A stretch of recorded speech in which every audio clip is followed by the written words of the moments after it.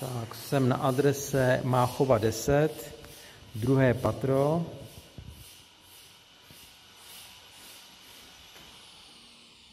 A je to byt vlevo.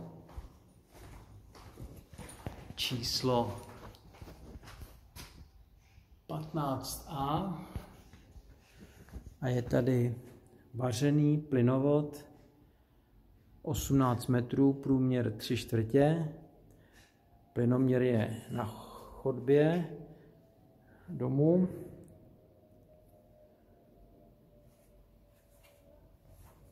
A je to tady po nějaký delší odstávce a měnil se tu kotel.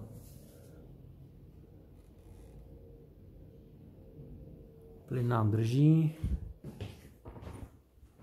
a plynový kondenzační kotel v prostoru koupelny.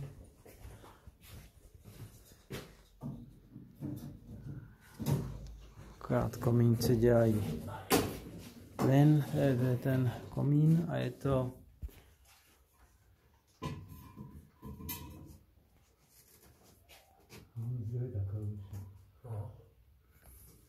Rodiče byl 45. jo. Počkej ještě. No. 45. A co tu tady máme, víš? To je čtvrtka. Je tam je oba.